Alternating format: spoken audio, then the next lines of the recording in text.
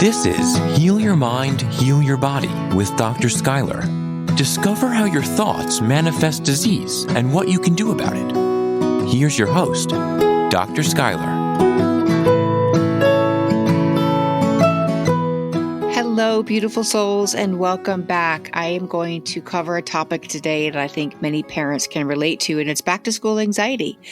Does your child have back to school anxiety as if they were good all summer long, no tummy aches, no real issues, and you've seen some improvement on anxiety all throughout the summer, but all of a sudden, miraculously, they have these stomach aches out of the blue just a week or two before school starts? And you may be thinking, okay, they're faking it. They're just trying to get out of school. They're trying to get out of peopling. And what we have noticed is post-COVID school attendance anxiety and gut issues have actually doubled. And I would say the hardest conversation I have each week with parents who are filled with worry and fear and this mom guilt of, oh my gosh, what am I doing wrong? My kid is sick. All of a sudden, my kid has anxiety and a stomach ache again, and I feel like a failure. So what they tell me is I'm either yelling, I'm nagging all the time, or I just give up and do everything myself. And, I hear parents telling me, I give them the world they want for nothing. I don't get it. Why is my child anxious? They have all the vacations, all the devices, all the clothes and shoes. They should be completely grateful.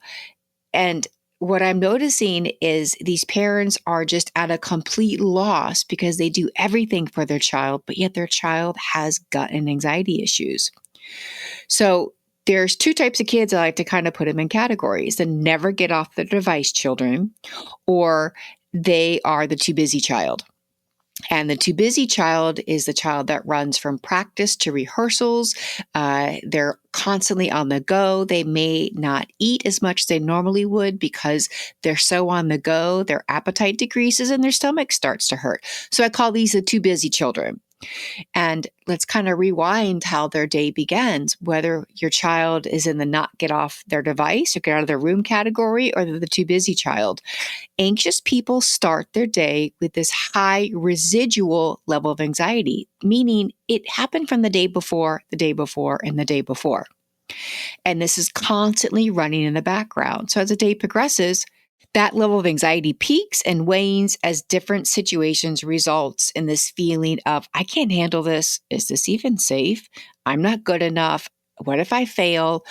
I'm too overwhelmed. I'll never get this right. It's not going to make them happy anyways. Why even bother?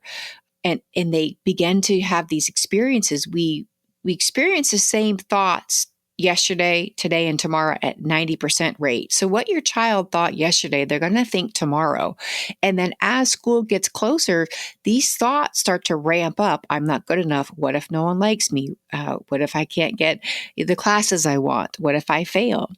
So for kids, these thoughts about returning to school began a few weeks prior to school. That's why you start to see this increase in gut distress. They get more angry, more irritable, more snappy. They may begin to withdraw even more, and they have this increase in this anxious, catastrophic thoughts, increase in anxiety, and you may even see increase in OCD behaviors. So when you look at these two different spectrums of back to school anxiety, I'm not going to leave my device room child, and the chronic overachiever who you can't get them to slow down. So in both examples, anxiety creates an avoidance behavior pattern, this removal of discomfort. We're always trying to seek to avoid discomfort. And I always like to say the saying, like, the porridge has to be just right. Like for us, like this Princess and the Pea type thing, everything, the room temperature has to be just right. The temperature in the car, just right. The porridge, just right. And if things aren't just right, we begin to feel discomfort and then we avoid it. And this starts reducing our ability to have the self-efficacy, this ability to handle discomfort. If it's not just right, we're going to change it or we're going to avoid it. So first, I'm going to address the not leave my room child with back to school anxiety. So a lot of children, teens, and young adults are habituated to avoiding school, to avoiding social situations or participating in teams or sports activities. And even pre-pandemic, these children may have participated in activities, but they didn't quite know how to re-enter. So a lot of these children have found a strong interest in video games and online behaviors, and they don't know how to do face-to-face interactions anymore. There's this escape, this submersion, or this virtual reality, this highly engaging, highly addictive electronic world. Children become chronic avoiders, and I would like to explore the possibility, are you enabling all this? So ask yourself this question. Am I raising a child or am I raising an adult? Will your son be a good, attentive, considerate, contributing father, partner, husband? Would he be able to run the house, have a helpful partnership, help for dinners, go to work, meet his partner's emotional needs, be there in a time of health crisis, be supportive? Are you raising your little human to be an adult? Or are you raising a man-child? Or do you have a female and you're raising a helpless damsel in distress daughter? So children with learned helplessness when faced with uncomfortable tasks or just anything that they don't feel like doing, they'll complain, they'll act helpless, they'll have emotional meltdowns, they'll get a stomach ache. And then you inherently wanting to meet their needs come to their rescue. Thereby you're enforcing and alleviating their discomfort, providing this relief valve and training your little human to be helpless and learn not to overcome what they don't want to do. So you have to wake them up in the mornings because they don't listen to their alarm. You have to nag them to get their schoolwork done. You have to nag them to charge their iPad. You have to nag them to turn the assignments in. You have to nag them to get off social media, beg them to leave their room, beg them to engage in conversation with you, and you become exhausted because you're complaining constantly, nagging constantly, and the relationship is deteriorating with every time that you nag and every time they avoid this. So they then begin to start experiencing this stomach ache because remember, we can catch each other's vibes, especially a parent's vibe. So they begin to start avoiding the work. And then rather than nagging them, you actually do the work for them. And a child who is neurodivergent, has ADHD or anxiety, they'll complain, this is too much. I'm too overwhelmed. I'm confused. My stomach hurts. And then you'll sweep in and then you'll do all the work that's troubling them. You'll help them with their schoolwork. You might even do the schoolwork. You force them to get up and get ready. You charge their iPads. You make their lives easier and you remove all obstacles for them.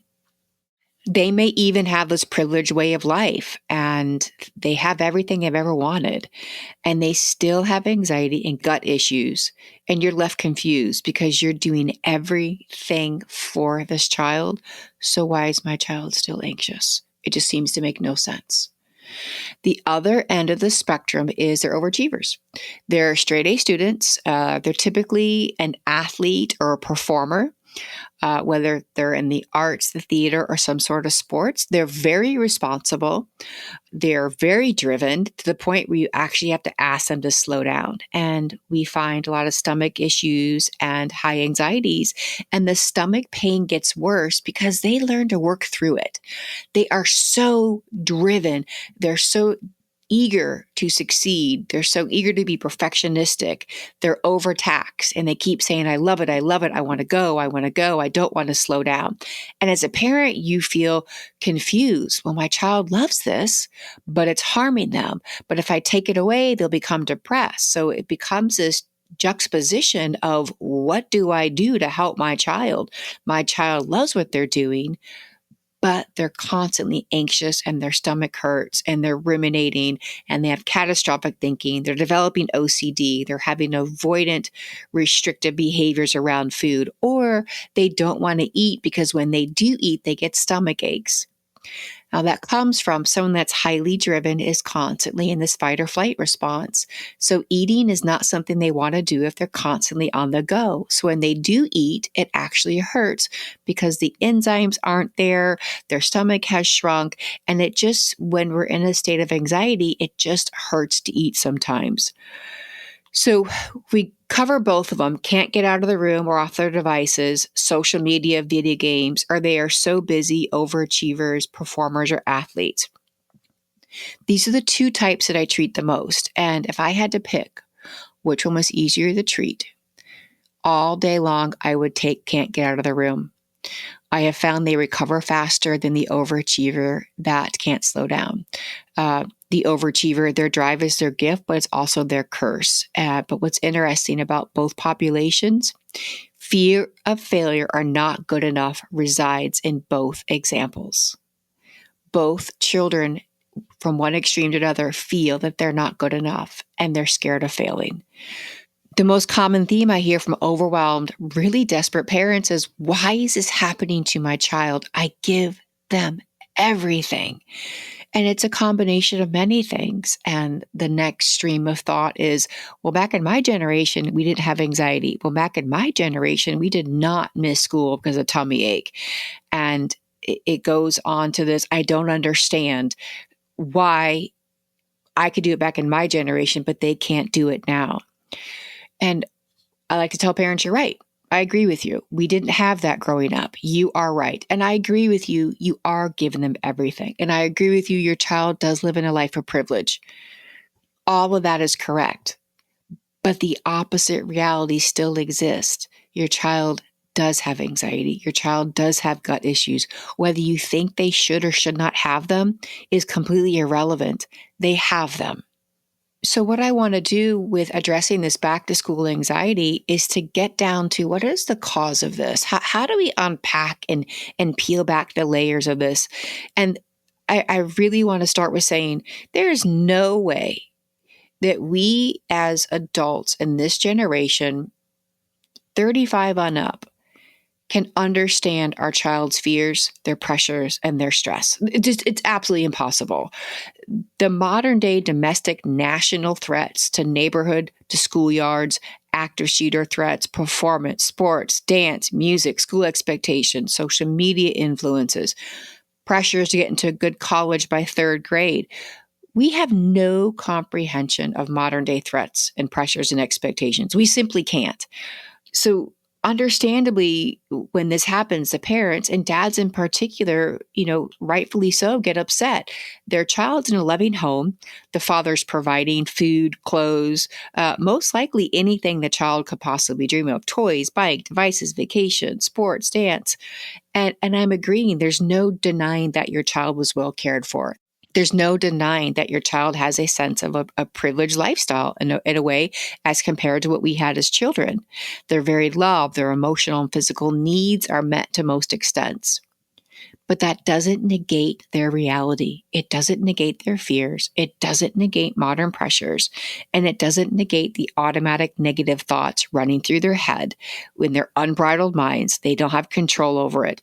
So both truths can exist on the same plane.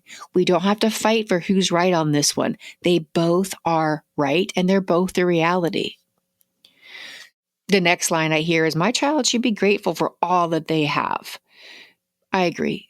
Gratitude is known to promote wellness, reduce anxiety, and actually heal a lot of diseases. But we can't discount the differences that their time that they're growing up in breeds fear, stress, pressures, and expectations. So why are they still stressed and struggling with this anxiety and this depression when everything is provided for? Why do stomach aches happen only during school time or leading up to school? So I want you to think back for a second and imagine back to when you were in kindergarten, what it felt like. Really stop and feel that for a second. The smell of bottle glue, crayons, like smashed PB&J sandwiches, tin lunch boxes with plastic thermoses, extra long recesses, maybe even nap times. And can you recall what you learned in kindergarten? Like, really, can you recall it? The only thing I remember is getting my B's and my D's backwards and not being a member of the Clean Plate Club. That's about the extent that I can remember my kindergarten year. Beyond that, I can't tell you what reading level I was. I can't even tell you if I was reading or not. I guess I was. I didn't know B's or D's. But I just recall playing and feeling safe and hoping my sandwich wasn't mushy by lunchtime. That's pretty much all I have a recollection. But now fast forward to post 9/11.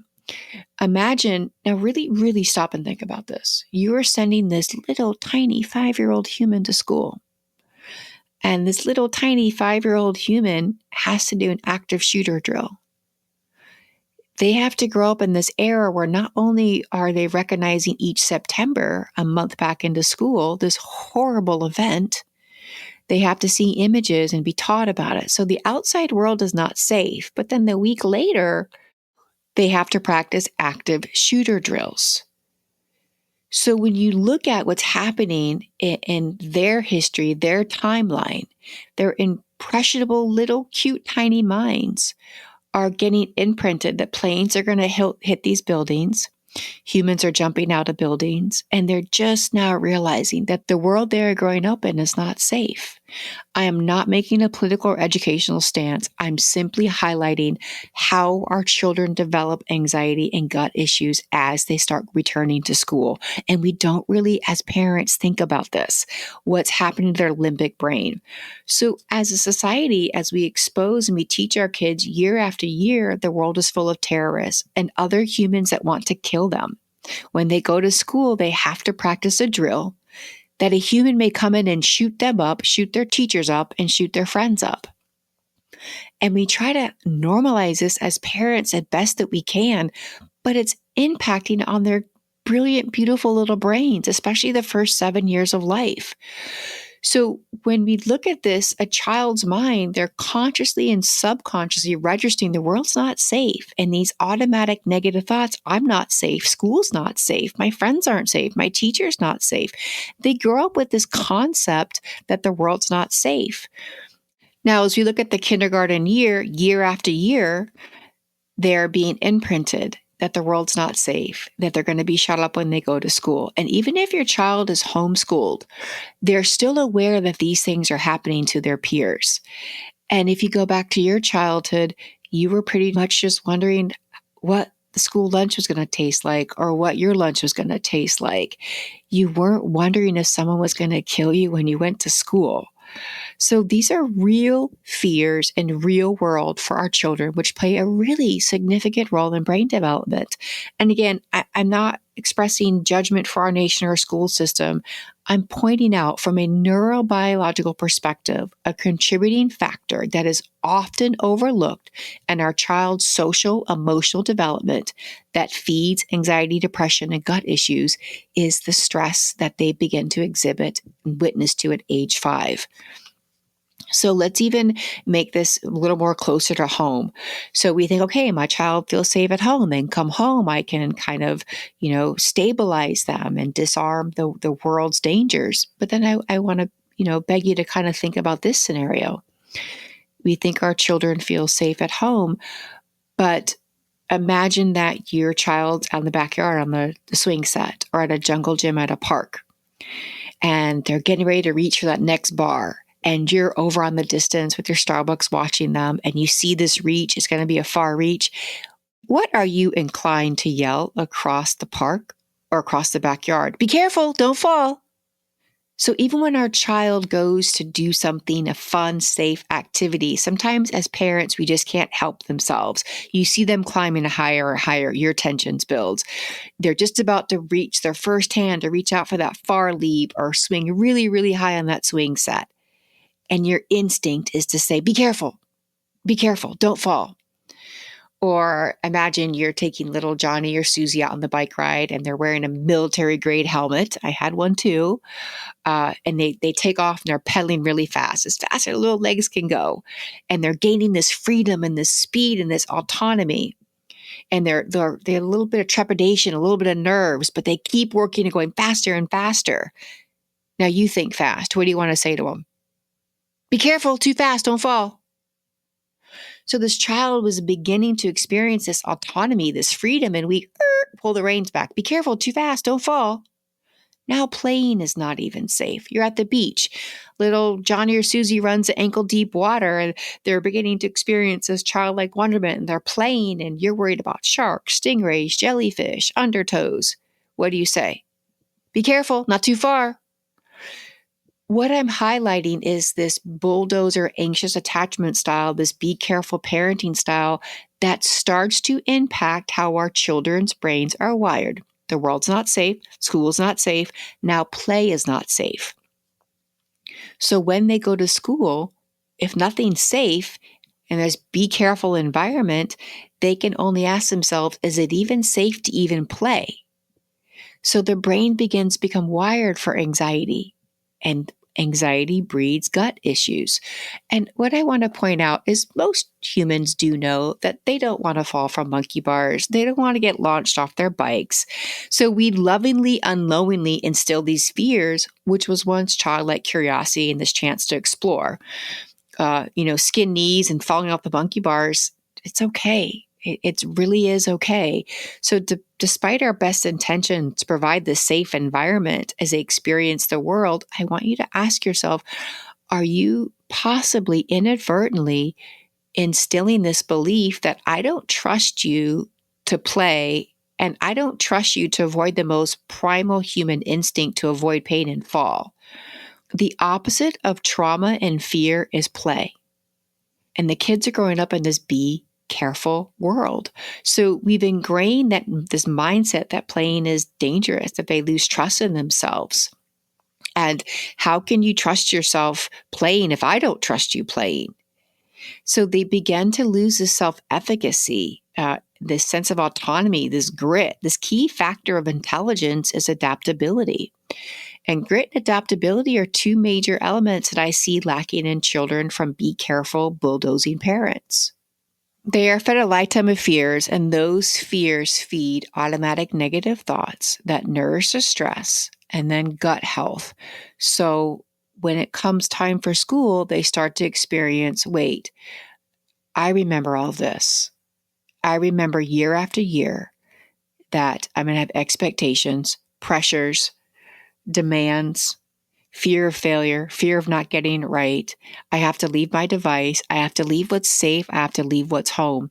That's often what a child who is stuck in their room, a device addicted child, is thinking. I don't want to have to people. So post-COVID, this has impacted their anxiety, how our children are unable to interact for their developmental age. So when you're looking at grades, expectations, social media, mass shootings, am I going to get into college at age 11? They're device addicted. They live in a world that makes them feel uncomfortable, and it is a completely natural tendency to want to get out and avoid what makes them uncomfortable. It's human nature. And the other opposite end of the spectrum is the child that you can't get to slow down. That if I slow down, I'm a failure. If I don't get straight A's, I'm not good enough. If I don't get into the best college, I'm not good enough. What if I disappoint my parents? And I found children who are overachievers often have very successful parents, and the child wants to meet the parents' expectations of them, whether it's spoken or the child wants to be as good as the parent. They just want to please the parent and be as capable as they possibly can. So supporting research shows that overprotective parenting is associated with higher levels of anxiety in children, and that problem solving for your child reduces their self-efficacy. So what we're looking at here, when I want to address more of this next podcast, is get into what can you derive from this podcast before we go into part 2, which can help you and your child today. And it starts with asking yourself, am I a be careful parent? Am I solving all their problems for them? Am I not allowing them to fail? Or is my child go, go, go so much that I don't want to tell them to slow down because I don't want to make them unhappy? In both cases, it's almost we've gotten to this level where we're fearful to parent our children, because the lashback can be so intense, the emotional dysregulation. So what I want you to do is take inventory. Is where do you think in your life and your parenting that there could be an area that you can start rewiring their brain, how you can start asking them questions. Hey, what is one thing that you could change about school that would be different?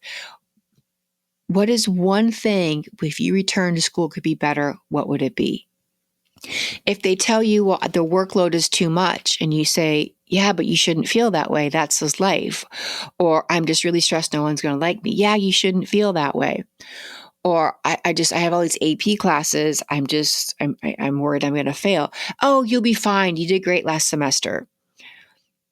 When you say those things, you're invalidating their truth. Now, that may be true, what you're saying, they shouldn't feel that way, but telling a human they shouldn't feel something, especially a child, results in them not wanting to tell you how they feel anymore because it completely undermines their experience. And people don't want to share when they're told you shouldn't feel something because as a child, they start second guess, well, am I wrong for feeling this?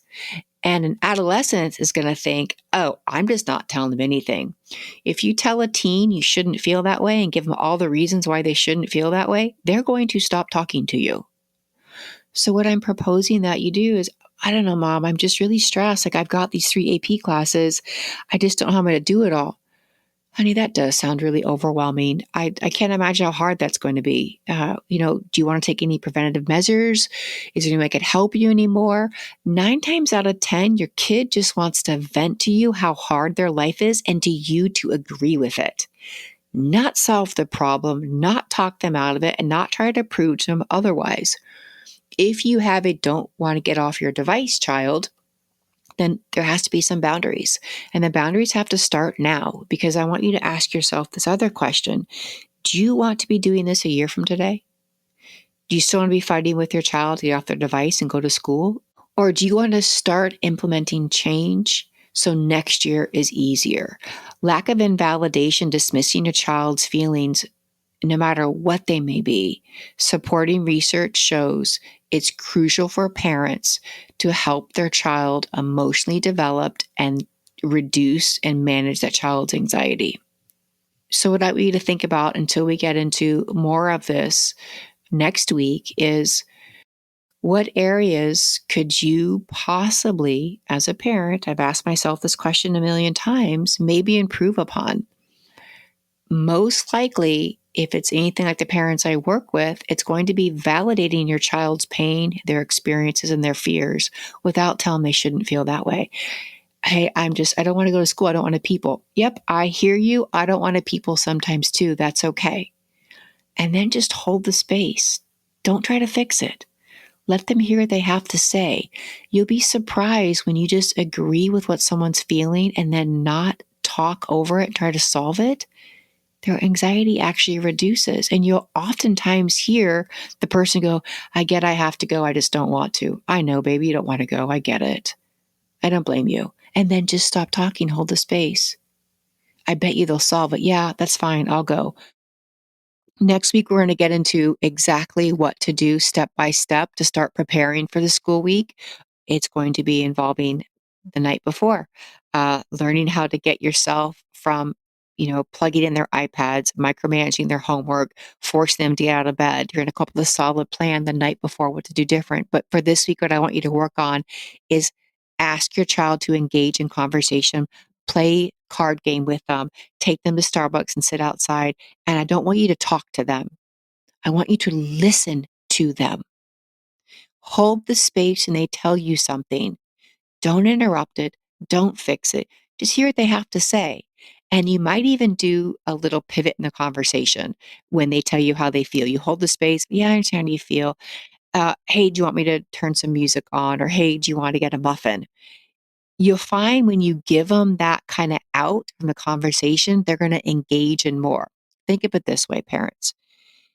You're the nerd and they're the cool kid. The harder you try, the more they're going to avoid you. If you can play it cool, validate their emotions, hold the space, don't fix the problem, they'll start talking to you more. I want you to start with this, seeing if this kind of starts easing their anxieties. If you follow the evidence on validation, emotional validation, it supports the evidence. And then also give it some thought. We didn't have mass shootings. We weren't pressured to get into an Ivy League school at third grade, and avoid saying back in my generation, because that's going to get a kid to stop talking faster than anything in this entire world. Say back in my generation, they stop listening to you. What I want you to do instead is also think about it's not your job to please me or make me happy. I'm more interested in your hard work and your effort than the results. And I believe in you. You can do this, and I know you'll figure it out. And if you feel like you can't figure it out, I'm here to help you, and we'll figure it out together. One thing I would recommend if we'd have a hard rule in our family is we have no news. I tell my children major events are happening, but I don't expose them to chronic news because that does increase their anxiety. So these are just a couple of things you can do now for back to school. Validate their emotions, take inventory if you're a be careful parent, boundaries for the overachieving child, and then try to get your child, especially the ones that are in their room, hey, we're going to go for a cup of coffee. We're just going to hang out. They're not going to want to, but it's your job to start getting them out of their room, because if you can validate their experience, have them have new experiences, learn to be uncomfortable, it's going to help with the rest of this year and it's going to help next year. I cover all of this in the book. It's coming out in October, but for now, there are some free tips for back to school on the website, drschuyler.net. And it's 5 things your kids wish that you knew about their anxieties. And it will give you a lot of insight. And next week, we're going to go over some real world tools to help your child with back to school anxiety and how to make this year better and how to make next year even way better. I send you all so many abundant blessings and happy vibes your way. Thank you for your time. I feel so grateful you have listened to the end. When we begin to understand how our body manifests stress, trauma, depression, anxiety, and even unexpressed emotions, we then create a space, a bandwidth in our minds to begin to heal our bodies. Healing is a decision, and I am grateful for yours. Abundant blessings, Dr. Schuyler. To learn more about the work Dr. Schuyler is doing, please visit drschuyler.net. That's drschuyler.net. And remember to subscribe to this podcast wherever you like to listen.